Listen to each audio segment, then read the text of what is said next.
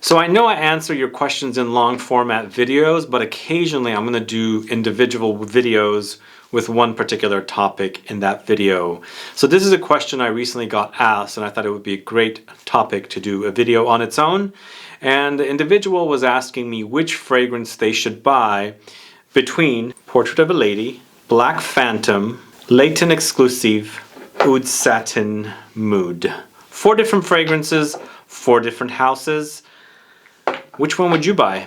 I'll let you know which one I would buy, but before I let you know what I would buy, I'm going to let you know all about the 4 different fragrances. So if you want to find out what they are, then please stay tuned.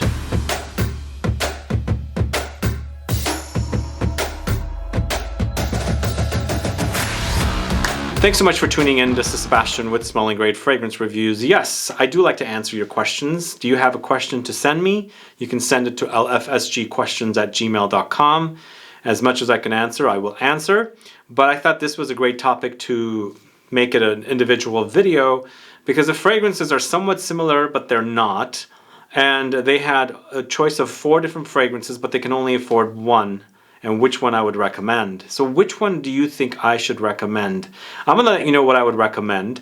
But before I do, if this is your first time tuning into the channel and you still haven't subscribed, please do click the subscribe button below and also click the bell so that you'll be notified for future videos and giveaways. So here's the question. Sir, I have been watching your perfume review on YouTube. I want to buy only one among these perfumes. Which would you recommend?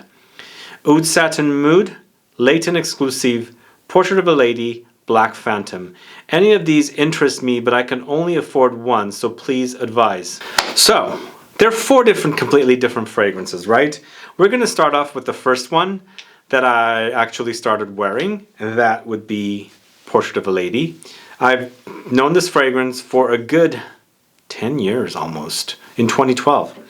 So this was a love at first sniff. You know, there are fragrances that are love at first sniffs. It caught me, it just totally surprised me with the way it was.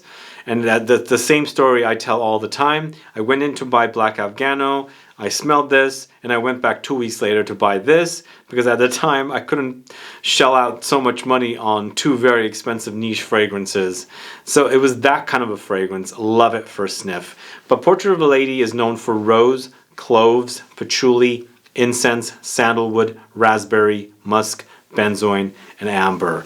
But it is a punch in your face with the loudness of this fragrance. You know, even though it's been reformulated, I do experience some differences. I think it's still pretty loud on its own. It's a big, beautiful rose, but overly spicy. Lots of spices, cloves, lots of cloves.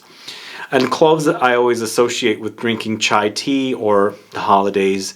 And there's lots of patchouli in this one also, and I love patchouli. Patchouli with rose works great together. You know, I like to find more fragrances with this combination of patchouli and rose. There's not a lot out there that are like really popular or, you know, like hyped or something like that. So I'd like to find more, but here they do a great job with the combination of the rose and patchouli. But they also throw in some incense, sandalwood, raspberry, musk. But the fragrance settles to an ambery base, but you're still smelling that rose, you're still smelling that patchouli, hints of the spices, and the fruity raspberry comes in. But overall, just a gorgeous, gorgeous fragrance. Really, really beautiful. I highly recommend this one. This one's a great fragrance, but I'll let you know which one I would pick. I don't know the person. I don't know if this person is male or female, but we've got 3 unisex fragrances and 1 male targeted fragrance. I think also Portrait of a Lady might be targeted female, but in the end they're wanting me to tell them which they should pick. But as I said, I will let you know at the end. I'm going to jump right off to another rose fragrance. This one's Oud Satin Mood by the House of Maison Francis Kurkdjian. And this is the original, not the X-ray. I think this came first, then the X-ray came after. So this is the only one I own. And in the end, this is rose, vanilla, oud, benzoin, and violet. There's something in here that also kind of reminds me of a little bit of Tom Ford's Noir, the men's fragrance. Something, without the rose, obviously. It kind of hints at that fragrance a little bit. But this is a gorgeous vanillic rose. It's oud as well. No patchouli in this one, and as I said, I would love to find more patchouli rose combos. But it's really beautiful. It's really loud. It's intense. I love it. It's a great, great fragrance. I was late to discover it, as in buying it. I didn't have it in my collection for the longest time, but I'm enjoying wearing it. I think vanilla and rose does work great together, but I don't usually see it on its own. There's usually something else, a different player, and the oud here is pretty prominent. But it does settle to a little bit of a resinous balsamic base of benzoin, and it has a little bit of that violet come in as well. There's a little bit of a non-traditional rose flower smell, and I can definitely pick up violets in here, and the violets kind of have a violet candy like smell, but it's not as strong as the rose. The rose is definitely prominent, but I think like there's a pretty hefty amount of violets in here that I'm picking up. Anyway, a great scent, Oud Satin Mood. I recommend this one as well. I mean, this person has selected some great fragrances. The next one I'm going to talk to you about is Layton Exclusive. Now, Layton Exclusive is definitely male targeted. There's nothing wrong with a woman to pull this one off, and there's nothing wrong with a man to pull off Portrait of a Lady. But Layton Exclusive is the exclusive version of Layton, with lots of cypriol, gaiac wood, sandalwood, geranium, cinnamon, cardamom, grapefruit. The cardamom is pretty strong in here, and I also get like a fruity touch under there, like maybe like a green apple thing happening. There's a crispness about it, but not a lot. A little bit of also something dark, like a coffee-like experience in here as well. But you know what? The only notes they credit are the ones that I read to you, and you do definitely experience those. It's a very creamy, smooth experience, slightly powdery touches. The cinnamon is pretty prominent. The cardamom is really prominent. There is a little bit of a citrusy, zingy vibe from the grapefruit, but an overall great wearing experience. Once again, very long-lasting. These are all very long-lasting fragrances. But which one would you pick if you were going against these four fragrances as a fragrance for you? I really do enjoy this one. This one does get a little animalic, and even though Parfums de Marly doesn't mention anything animalic in here, they could have a little bit of oud in here or something funky in there, so it does get animalic. And I do have a video comparing this one with the original Layton on the channel if you're curious to learn more about these two and how they compare. But still, I think this is a great scent. It is a little masculine leaning in comparison to the two others, but not too much. Either way, that's Parfums de Marly's Layton Exclusive. And the last fragrance that they're interested in, perhaps buying, out of the four is Black Phantom by Kilian. Now, for me, out of all four, this might be the lightest wearing experience. That's just me. That's how I experience the fragrance. But the other three are definitely louder, and Black Phantom is not necessarily as loud. But it is a very delicious fragrance, and you don't need to have too much loudness, do you? Now, let me know what you think about this idea. Do you like them intense?